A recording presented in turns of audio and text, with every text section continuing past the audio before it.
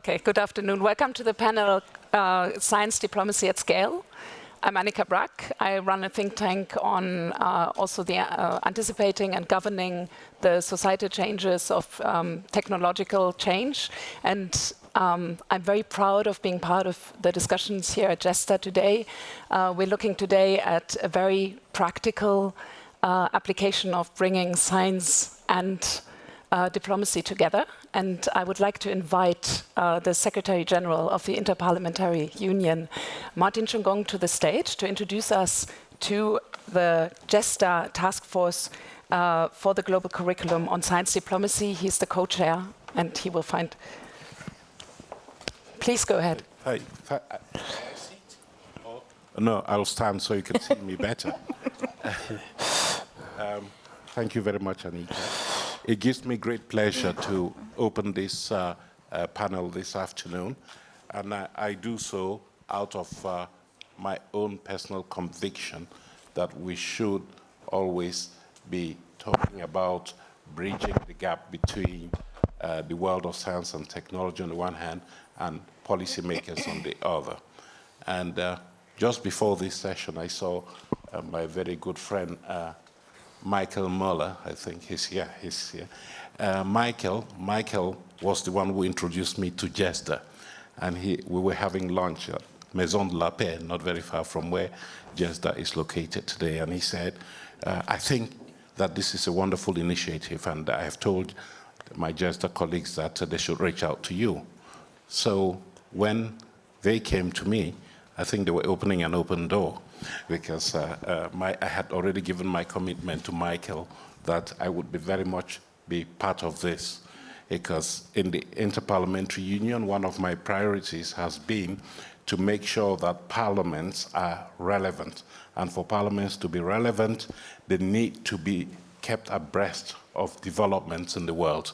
And they, as the primary policymakers in their countries, parliamentarians, need to inform their decisions with evidence, scientific and technological evidence. They need to help address those ethical and moral dilemmas that are emerging because of the development of technology and science. So science and diplomacy for me, whatever you call it, or diplomacy and science, for me, are a crucial tool for making sure that those people who regulate this world, in a good sense, are informed by innovation. They are also kept aware of the challenges that come with technology and scientific innovation. So this afternoon, I am pleased to celebrate our own partnership in the IPU with GESDA. We have been working to forge that alliance between policymakers. We use the word diplomacy for want of a better word, where you'd have global leaders, parliaments, and all institutions that contribute to decision-making, and the world of science and technology. So today, we have realized that it is important for us to have a common understanding of what we mean by science diplomacy, because it's been out there for as long as I can remember. But I don't think that there is a common understanding of what we're talking about. And today, I believe that this panel, these discussions that we're going to have today, will help us move towards validating some of the lessons that we have learned when it comes to what we mean by science diplomacy, and how we can actually go ahead and provide training to those who need it, policymakers in particular, informing policymakers, but also creating awareness among the scientific community of how the two communities can work together. And we do this, I think Marga is in the room here, be my co-chair, and we do this because we have experience, we have garnered experience, and we do know that there is demand for capacity building, for knowledge creation about what we mean by science diplomacy, and how this can help us make better decisions in the world today. So I am pleased that we're able to now launch, is it curriculum 2.0 or 1.0? But I am pretty sure that much of what is in our curriculum has been validated by ongoing deliberations, what we have learned from previous events, including the science diplomacy summits that we've been holding. The last one was when? In the spring? So we have done our level best. Those who have helped us design this curriculum have done their level best to factor in the lessons that have been learned over the years. So I think that we are on firm ground here as we move forward. I don't want to take up too much of your time because I think that there are a lot of good discussions that are going to take place here. But I am glad to see in this room, I think, many alumni of our immersive science diplomacy courses that have taken place so far. And we look forward to you coming back to us and giving us your feedback following the training that you have received. And I want just to make sure that we are all at the same level, that we will use this opportunity to ensure that all academic and diplomatic schools will be working on the basis of a commonly validated curriculum on science diplomacy that is anticipatory in approach, because at the end of the day, that is what we want science and technology to do for us, to open doors into the future and help us project into what is likely to happen in the future, so that today we can take decisions that manage this. We've been talking a lot about artificial intelligence. It looks like it happened upon us while we're napping, and that we have just realized the potential also, but all the dangers involved in artificial intelligence. So I'm glad that this room is a full room today. And if I were to be presumptuous, I'll say that we're going to have a wonderful discussion here. I'll listen very carefully to what you are saying, and want to say hello to my co-chair. Where's the other Martin? Hi. Well, Mr. Dutoit, comment ça va? Ça va et vous? Ça va. Okay. With that, I'm pleased to now open this panel for discussions here. And Anita, thank you very much. You want to invite the panelists to come? I would like to do that. Thank you very much, Secretary General.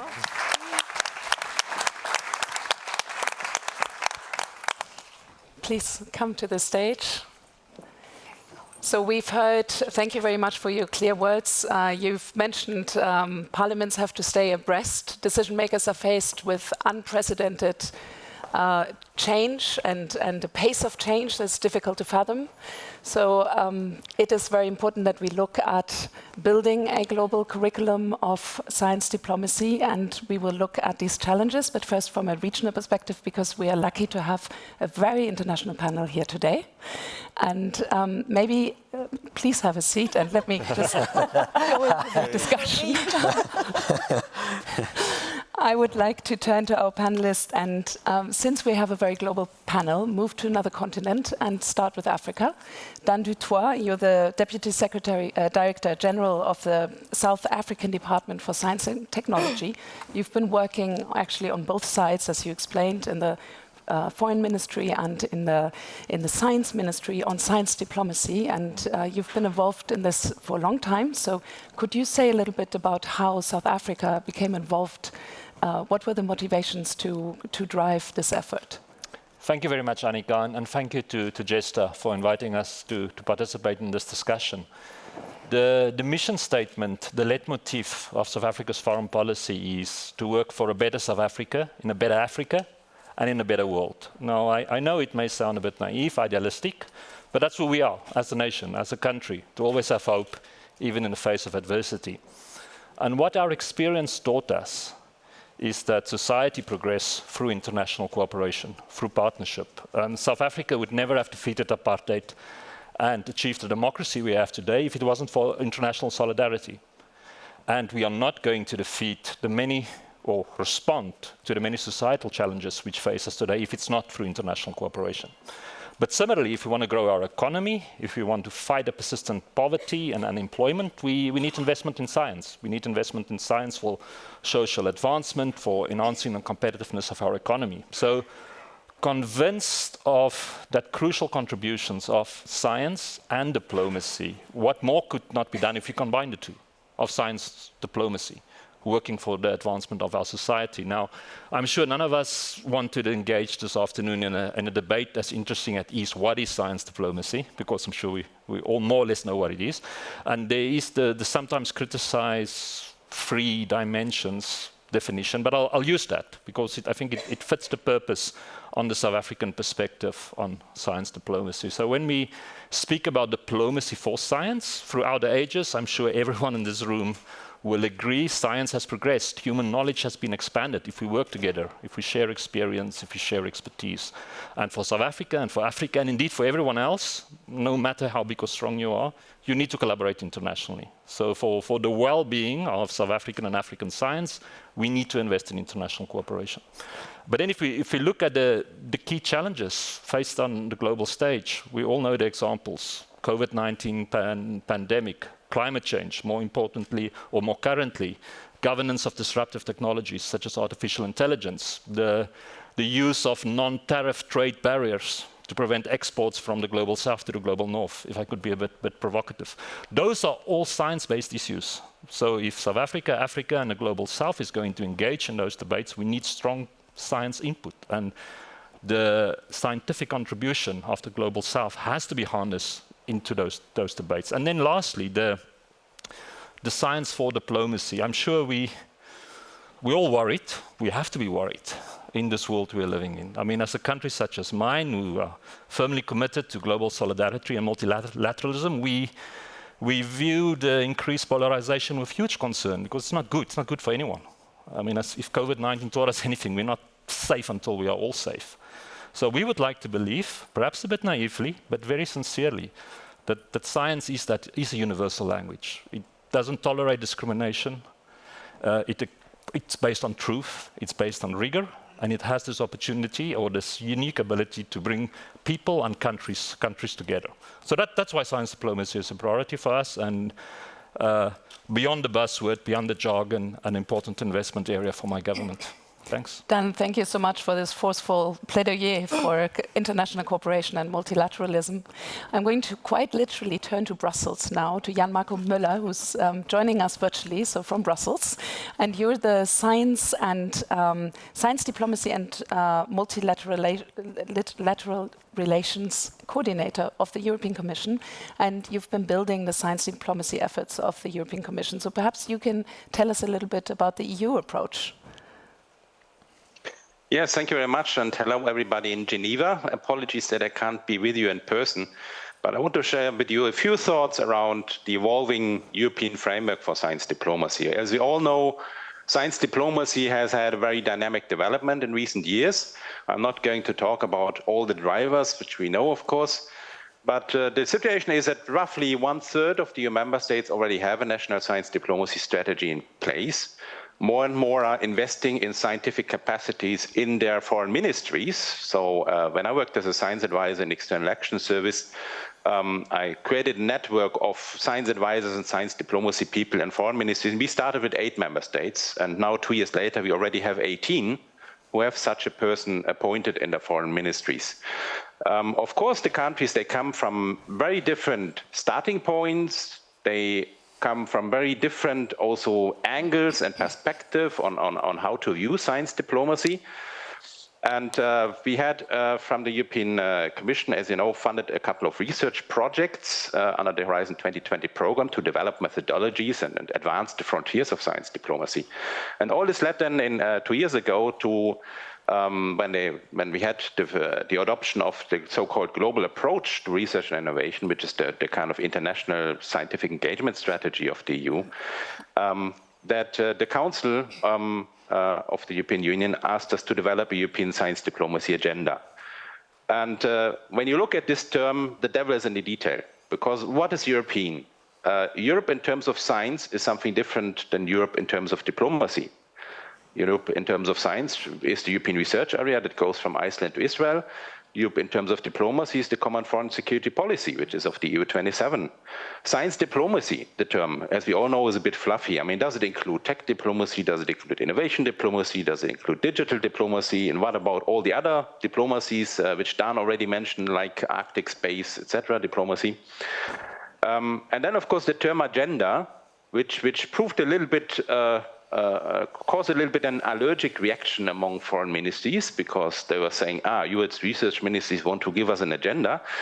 We rather want to talk about a framework, because actually it's not so much about inventing something completely new, but giving a strategic approach to what we are doing together, what we can do together as European member states. Now, of course, when you try to do something like this, you notice that people come obviously from different cultural mindsets. That's always when you bring scientists and diplomats together, but also the legal and institutional settings are very different. Foreign policy is a national responsibility in the EU, whereas research policy is a shared responsibility. So I work for DG Research and Innovation. I cannot just go to the working party in foreign relations. You know, there are institutional settings we must overcome when we want to bring the two communities together. And that's why we have taken a very informal and participatory approach, where we are setting up working groups where we want to bring together the scientists and the diplomats in one room to talk to each other, to understand each other, and to develop joint ideas together. And we are going to establish 5 working groups around different topics, and one of them obviously is training and capacity building. And most recently, a few weeks ago, the research ministers of the EU, they met and clearly said this is one of the priorities for us, to advance training and capacity building, which is very important if we want to bring scientists and diplomats together. Where this is going to lead, I don't know. Actually, I'm not so much interested in what kind of policy document we are going to have at the end. It's the process itself which will bring the value, we bring the scientists and diplomats together. Thank you. Thank you very much, Jan Marco, and showing us the complexities of working across member states and across national and EU portfolios. It's not an easy one. Let's turn to Latin America. Marcela O'Hira, your institute is an intergovernmental organization that is actually has the mandate to deliver science diplomacy training to several Latin American countries. So you may have experienced similar challenges than Jan Marco. Could you tell us a little bit more about this? And I know you've been working on this already for a decade or so as well. So a long-standing experience in the field. Thank you so much, Annika, for the question. And thank you to GESDA for the kind invitation. I think venues like this, where we can discuss the science, the policy, the science policy and diplomacy, it's very important so that we can share views from different countries, regions, and sectors. But as you said, IAI, the Inter-American Institute for Global Change Research that I work for, is an intergovernmental organization. It was established in 1992 by 19 nations of the Americas.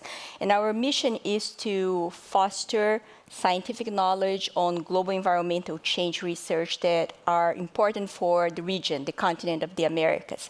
So basically, we have been doing science diplomacy since the beginning, from birth, because we were established by nations with a very specific science agenda.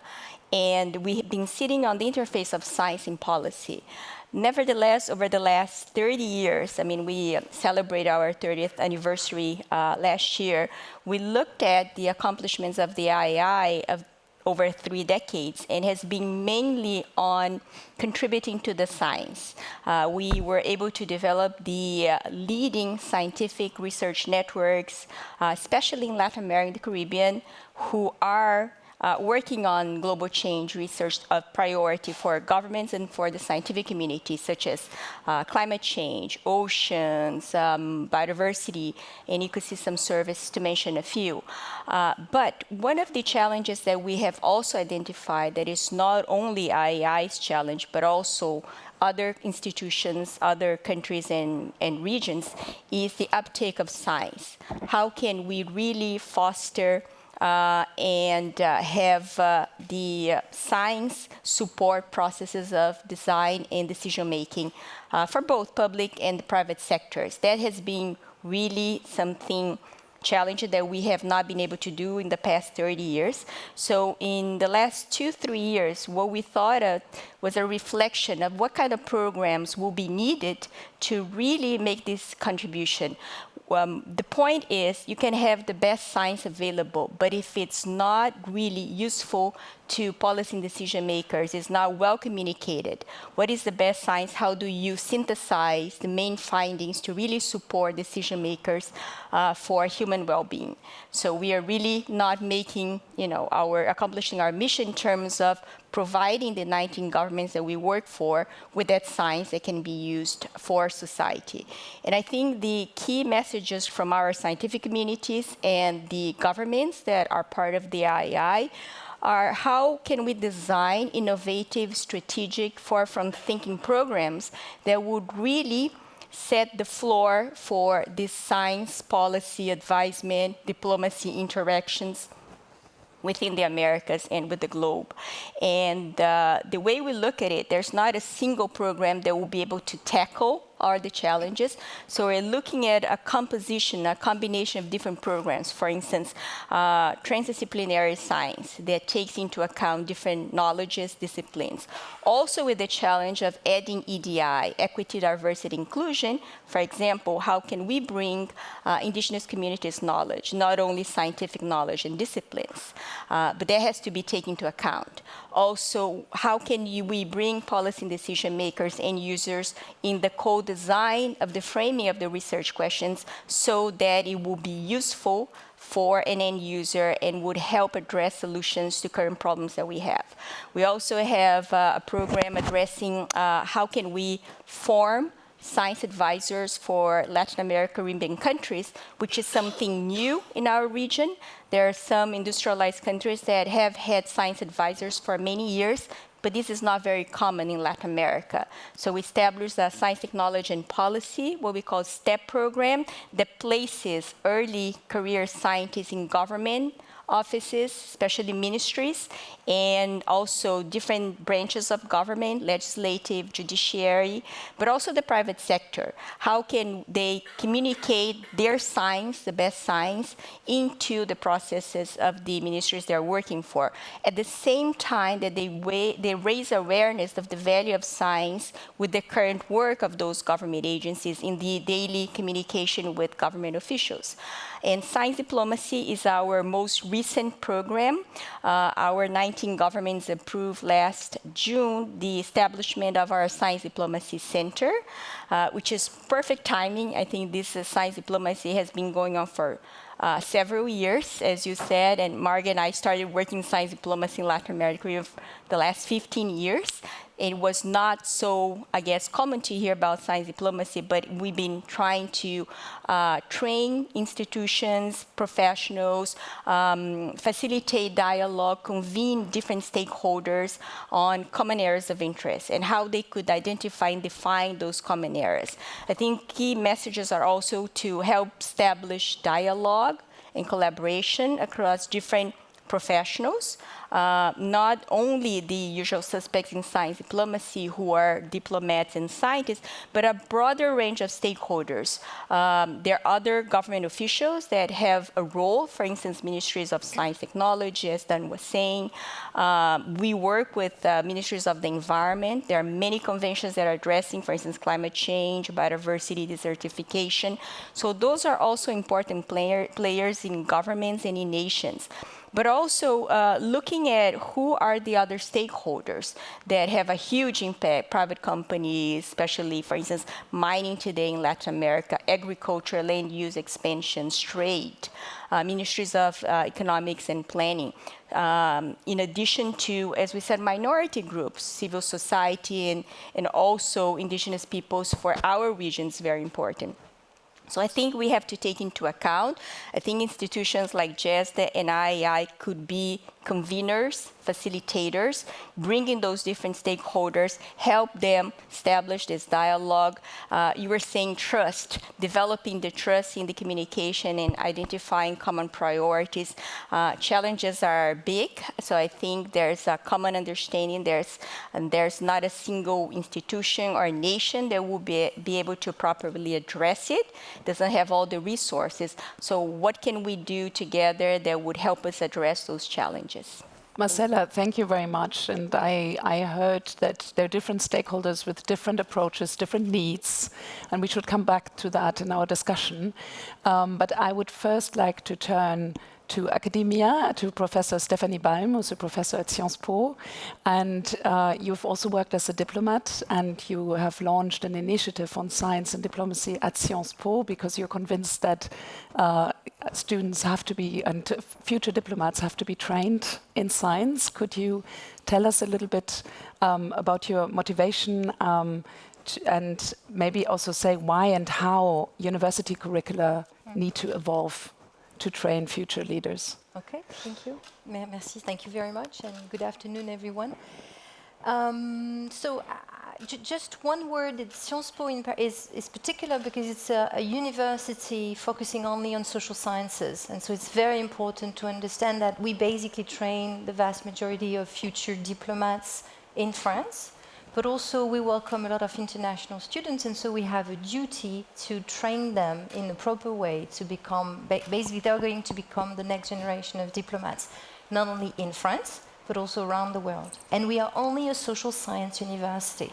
So our motivation was, there were many motivations. First of all, we believe that social science is part of science diplomacy, that social sciences is very important to address the issue of the link between expertise, knowledge, and international relations. That when we talk about AI, it's equally important to know what is the international relations of AI around the world, but also what are the ethics, the values, the influence of AI and new technologies on democracies, on whether we are building a trustworthy AI or trustworthy technology or not. And we thought that as only a social science university, we might lack of a big area to train our students. So while being extremely proud to be social scientists, we also thought that it was very important that our students understand from within science. So what we have been doing is we have worked a lot on interdisciplinary projects.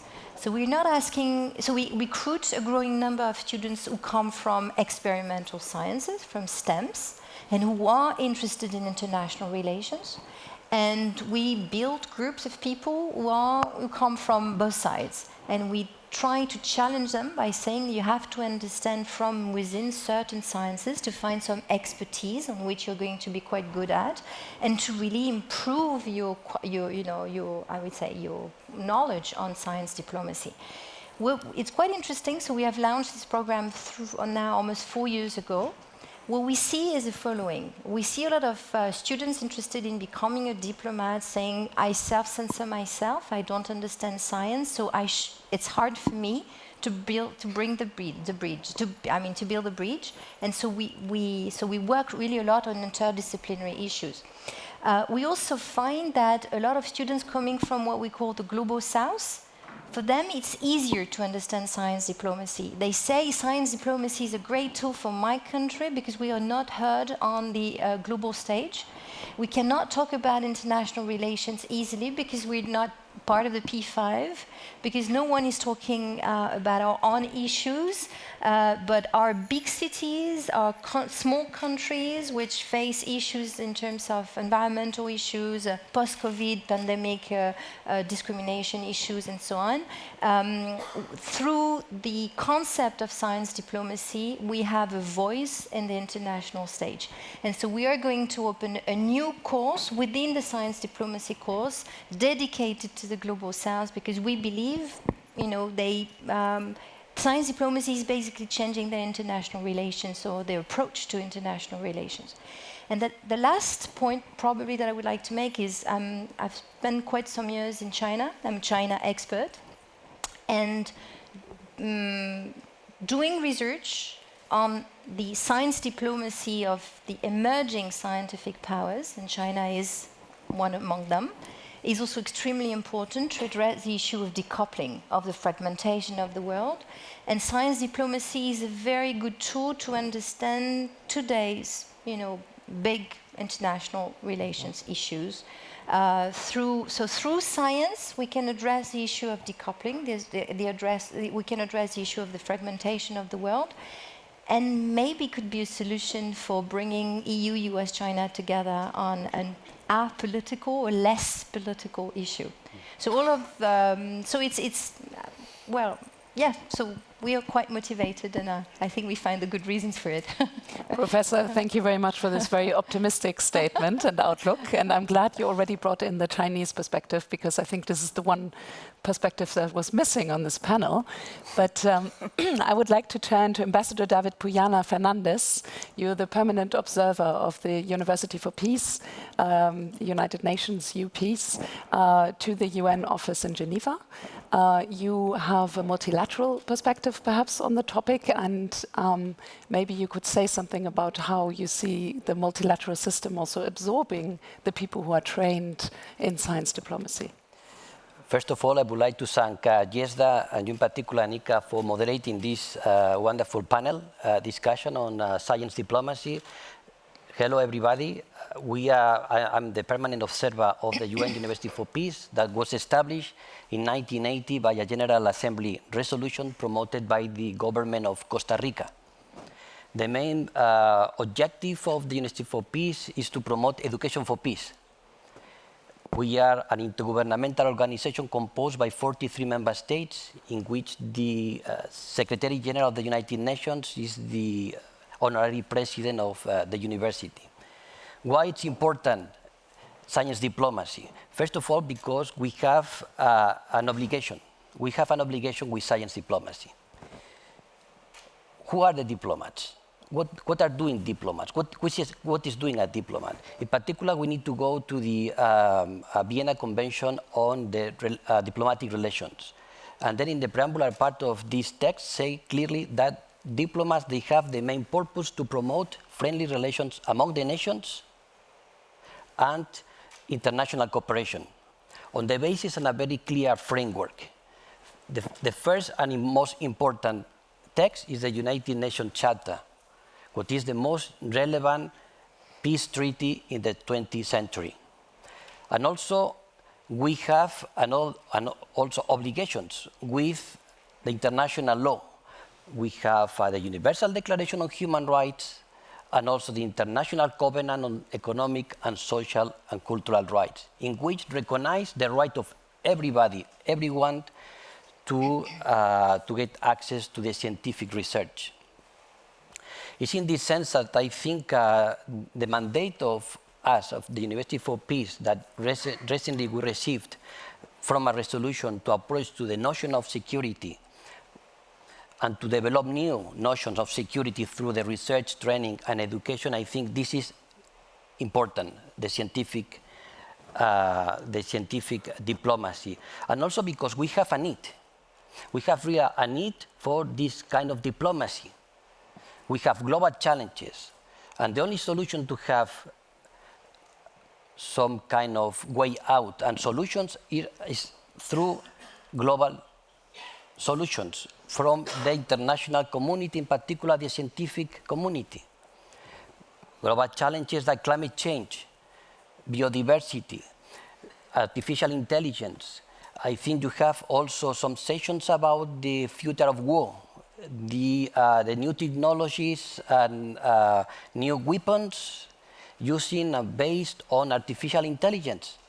And then in this regard, I think as an institution established by the United Nations, I think we have not only this obligation, but also the need then to approach to the scientific diplomacy to settle many of the conflicts that we have in the world. As a University for Peace, we work in areas called spot areas.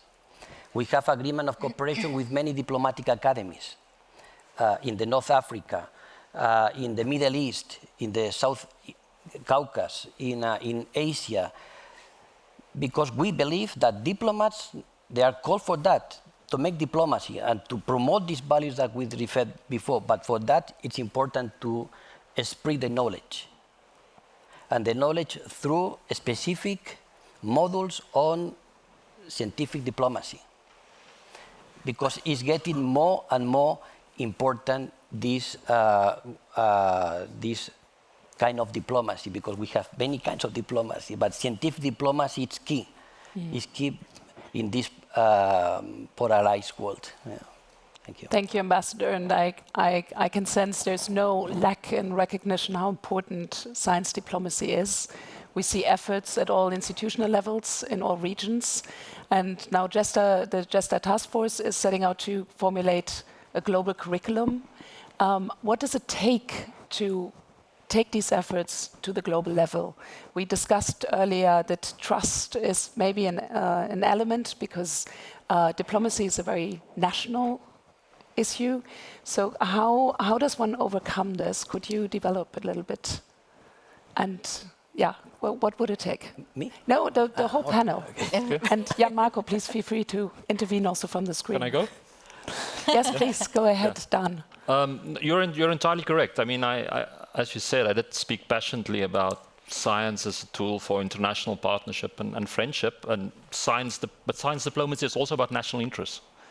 I mean, there's a part of science diplomacy training, specifically that which will happen in ministries, which will be behind closed doors, reserved for people with security clearances, because science diplomacy is a tool for offensive and defensive interests.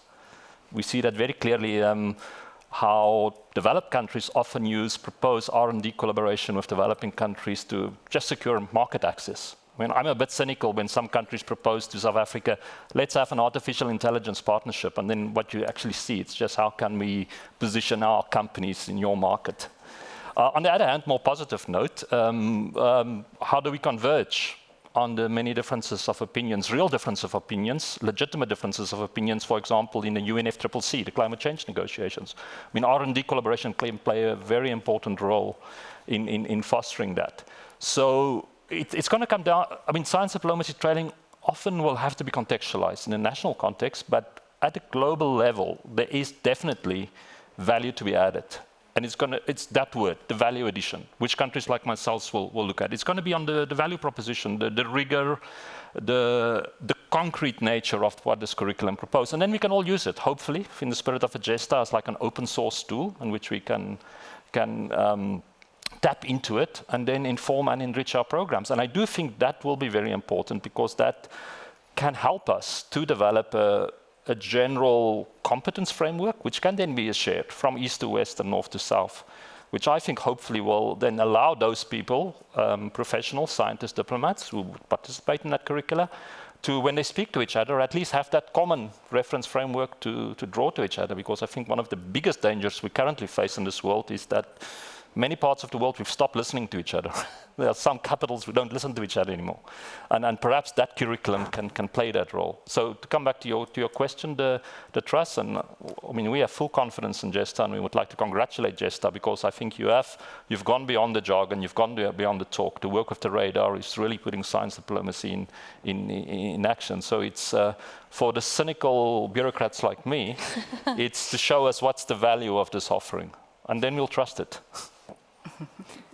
Stephanie, would you like to react to this? Yeah, I'd like to say that actually science is a global activity for a long time. It's been a long time that, basically science is not produced nationally. If you look at the recent Nobel Prize, which were awarded last week, they may be French, but actually they spend all their life in Sweden or in the US. So, and it's not even among the global north. So I have to say, it's been a while we're working on common good through the COPs, and climate change is a big part of science diplomacy. It's been quite some time, and some years we are working beyond the national borders. As a European citizen myself, of course, we have a European diplomat here. We know that we can, we work, we might not have a common foreign policy easily, but science diplomacy is our common foreign policy somehow. And even, I'm thinking of the new Indo-Pacific AUKUS program. A part of their project is also about science. So I really think we should go beyond that and respond to your question, what should we do? I think really take seriously science diplomacy from a very professional way. put it on the top of the agenda of national foreign affairs and also at the global level.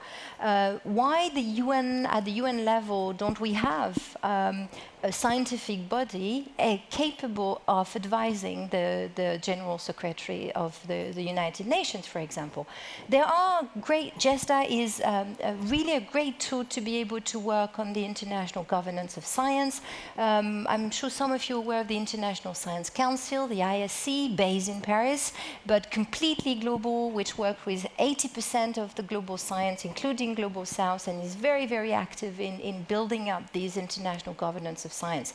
So I think we should take seriously science diplomacy, putting it at the top of the agenda and showing how much it's depoliticizing international relations today will help.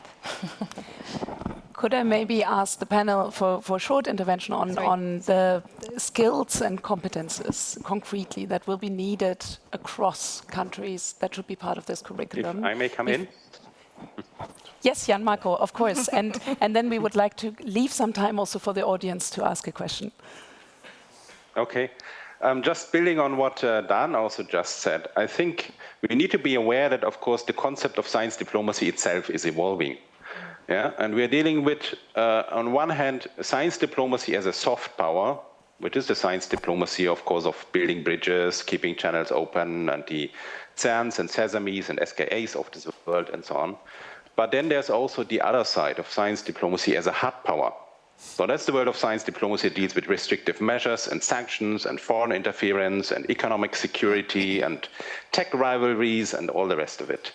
Now, in the one side, on the soft power side, that's where the scientists feel comfortable with.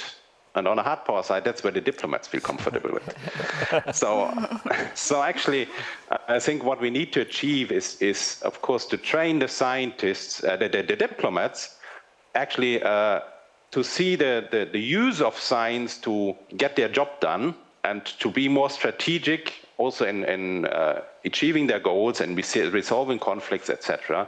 But at the same time, we need to train the scientists that their research may have geopolitical implications, be they positive or negative. So I think, obviously, there are a couple of issues where I think a global curriculum would be sensible and actually would be very useful. But also, I think we should not have illusions here. I mean, anything that has the word global in the moment is very complicated in the world we live in at the moment. But again, I think perhaps science diplomacy can do its magic there. Yeah. Annika, I just would like to follow up because I think the comment that Gianmarco made is very important, and also to combine trust with global curriculum with skill setting for the professionals that we're going to be training. And it's really interesting to see the momentum that we're living, because I hear the EU, I hear GESDA and the II, we're all developing science diplomacy training curricula, which is the perfect time. I think there's a great desire from countries, the scientific community, to be trained or to get more training on science diplomacy. So it's a good time. And I think coordination, synergies would also be, there's no need for replication. You know, I think we all are aware of working together and strengthening each one's curriculums and efforts will be the way to go.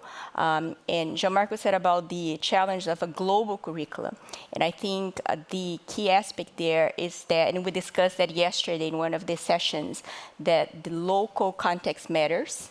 So if you are going to apply a global curricula in different parts of the world, it has to be sensitive to the priorities, the needs, who are the stakeholders, what the problems are, real world problems that are very different in Latin America than Africa or Asia or Europe. So I think also engaging with local stakeholders is the recipe for success. And I think the ownership is a key element, especially if you're coming from outside the region. I think institutions have to be aware in terms of credibility, and we talked about that before, credibility, transparency in terms of the intentions. And a colleague of ours said yesterday that you can have the best of the intentions, but if it's not perceived well or well understood, it's also a recipe for failure. So I think engaging from the very beginning with the stakeholders, whether they are governments, scientific community, I think those are key elements for the implementation of global curricula, adapting to the local context. Even for us, Latin America region, or the Americas, is very diverse. If we look at Central America, Caribbean, Andes, Amazonian countries, South and South America, it's very different, although it's still a very much unified continent. We have different problems than other regions. It's very much peaceful. I think one of the greatest challenges that we have is sustainability. Also related to, still addressing last century's issues like poverty, malnutrition, but still keeping an eye on what is coming in terms of future technologies and what GESDA is addressing. Those are important questions, I think, that should be taken into account. The balance and the engagement, the ownership and the participation, I think those will be key elements for the implementation of that curriculum. Thank you, Marcela. And talking about location, we're in Geneva today. We're at a global governance hub. So I'd love to also open this panel to the audience and maybe take one or two questions. Maybe there's also someone who has received a science diplomacy training already and wants to share an experience. Yes. Could you take a micro and... Could you shortly introduce yourself? Okay. Hi, I'm Eduardo Schemberg, Brazilian neuroscientist. I spoke this morning. My question is a bit about how to deal with complex phenomena such as biopiracy, where biotechnological developments happen mostly in high-income countries, but it's based on genetic resources or indigenous knowledge located in countries such as Latin America. What can be done about that? And how do you see the possibility of working to make the international agreements on indigenous rights legally binding? Thank you. Is there another question? Maybe we can collect a little bit, or... Yes.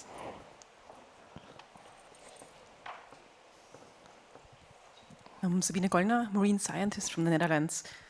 I would have a question, if science diplomacy reaches all science disciplines, and how do you make sure that you reach all disciplines or do not leave disciplines out?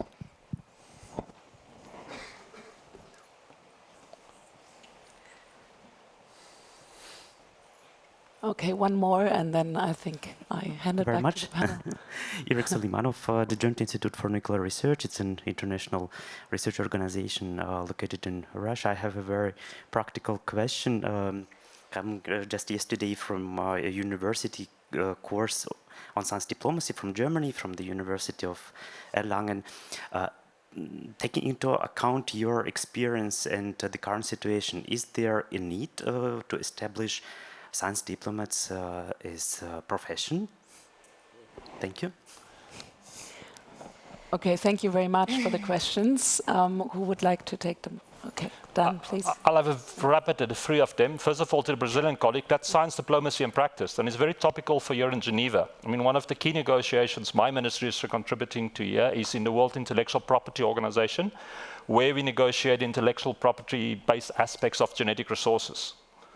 And in those negotiations, it's not only our lawyers, South African government lawyers, it's also our scientists, and specifically our experts in indigenous knowledge who participate. So that's science diplomacy in action, where it matters very much. I think on the colleague, yes, science diplomacy should cover all areas of science. I would see it really through the lens of open science, We like to say science knows no borders, not between countries, but also between disciplines. So, yeah.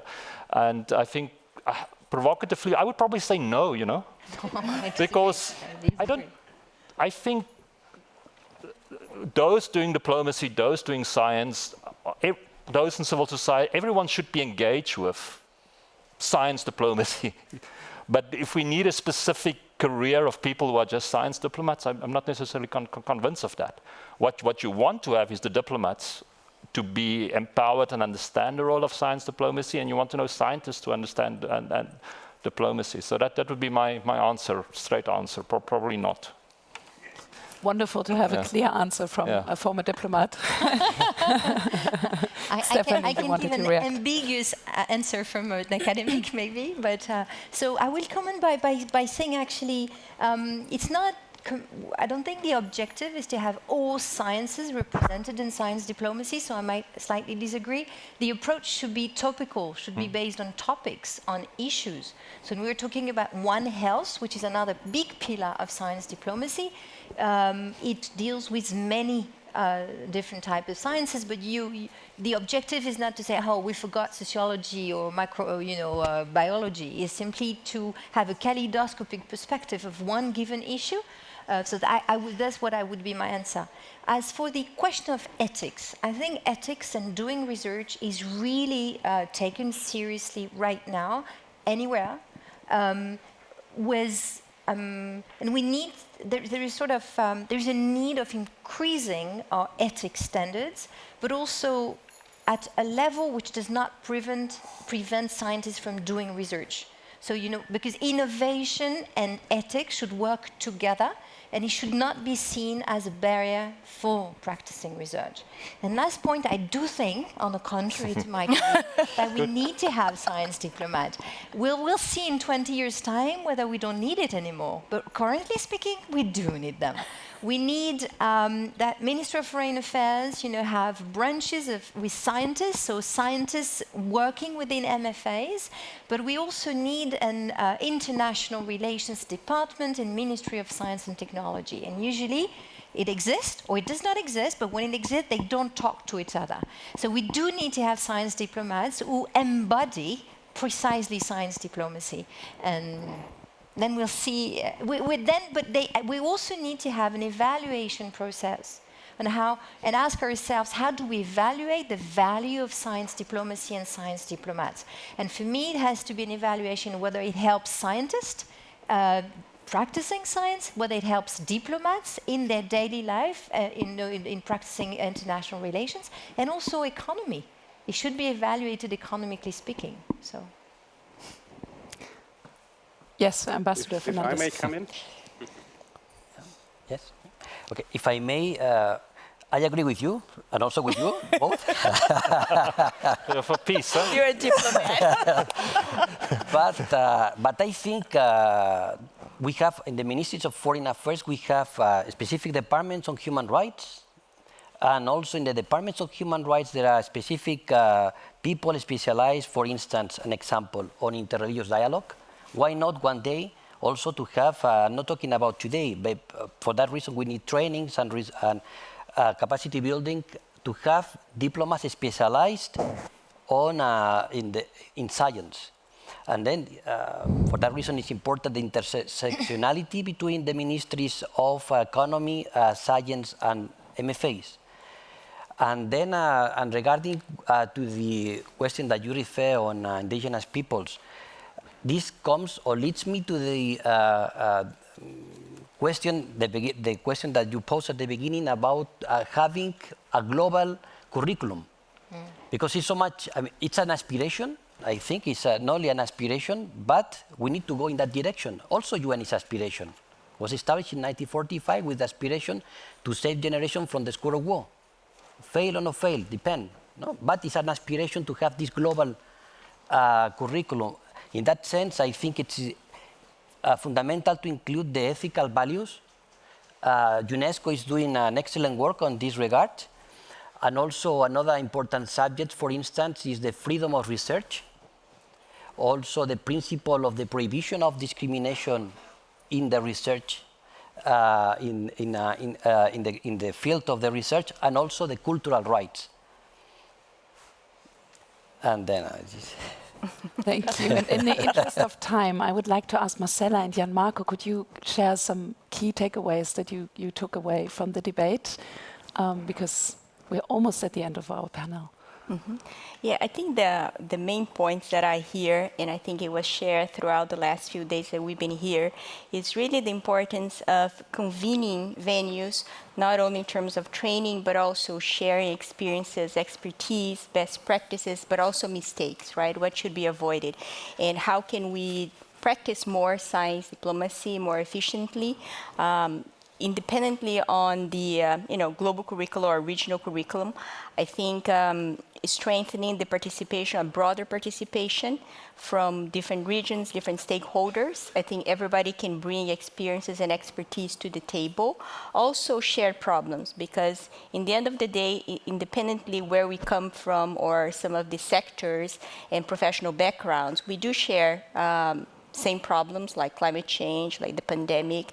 And then can we establish, as you said before, the trust, the dialogue, identifying common areas of priorities? What are the common programs that I need? What kind of training is needed? We are speaking the same thing. We're all developing curricula. How can we adapt that, benefit, develop synergies instead of going different ways?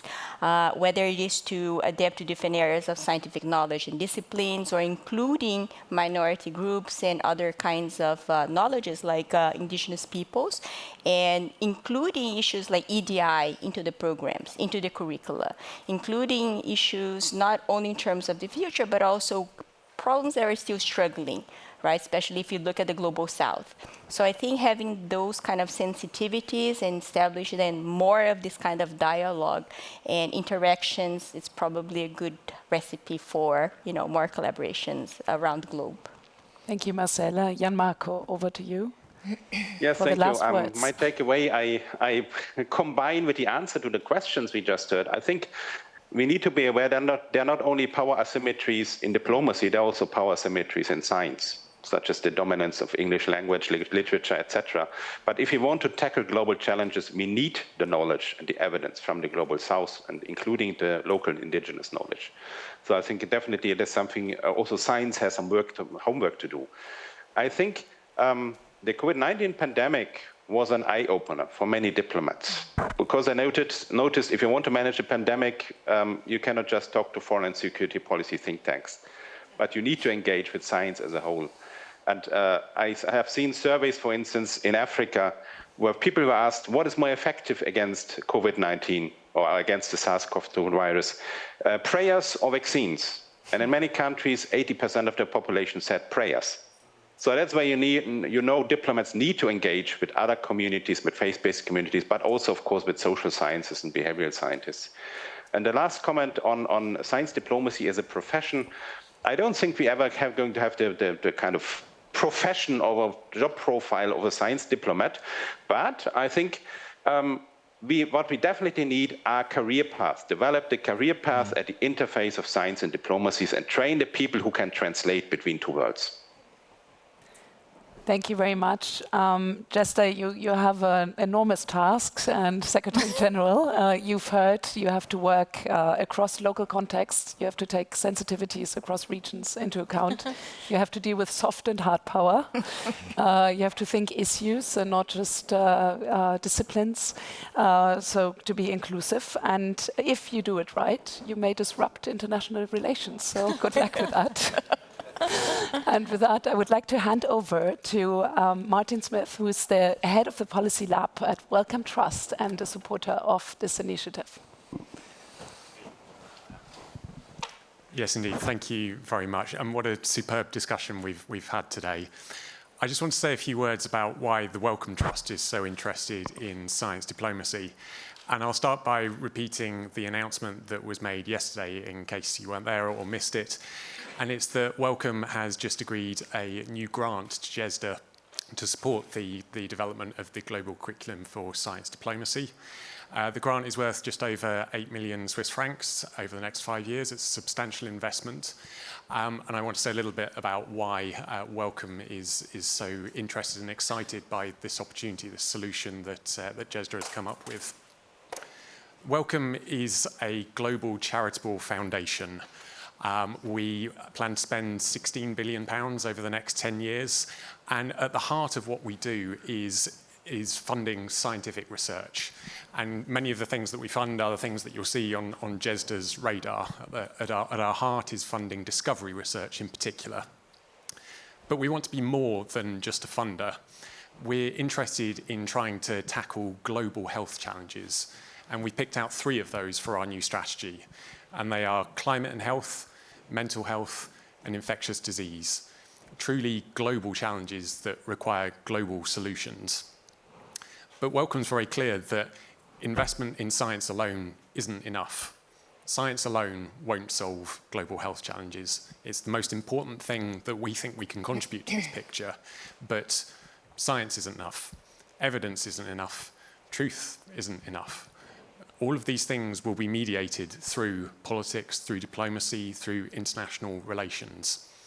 And that's why investing in building the cadre of people who can interact at that interface between science and diplomacy, as we've just been hearing, is so important to us. And I'll just share with you a couple of the features that really stood out to us as part of GESDA's proposal. The first word is the word global, and we've heard a lot about that today. It's not an easy task to do, and we're excited by the ambition that GESDA has in trying to do this. Global is exciting because we are talking about global challenges, and building that capacity around the world for science diplomacy is really important. But of course, it has to be based on understanding of local context. It has to be able to be adapted to all sorts of contexts around the world. That's a very important feature of this. The other feature is that we're not just talking about trying to equip scientists with a little bit of extra knowledge and understanding in order to go out and talk to politicians. We're talking about the other direction as well. We're talking about building diplomats' understanding of science, building this understanding and able to interact between those two worlds, which I think is really important. Another important feature is trying to ensure that there's sufficient demand from potential employers of people who are trained in science diplomacy. And we have some of those people in the room today who have been through the immersion course in Geneva, which is fantastic and a really nice example of what this can look like. Creating that demand, and we've had a little bit of discussion about whether or not there will be a profession called science diplomacy, and I think that's a really interesting debate to have. But that building that training in all sorts of professions, I would love to see whoever takes my job next at Wellcome having as a requirement for the position that they have been trained in science diplomacy. I think that would be really exciting. So GESDA is full of ambition for this and very conscious that there is all sorts of things that they can draw on in order to bring this together. So much work is going on around the world already that we're not looking at reinventing the wheel, but bringing together a framework that can abstract from the good work that's going on already across the world and then bring that to new contexts to build a really global approach to science and diplomacy. So we're excited by this and looking forward to hearing more about what GESDA achieves in the coming years. I'm sure you'll hear more at future summits about what they've been up to. Thank you.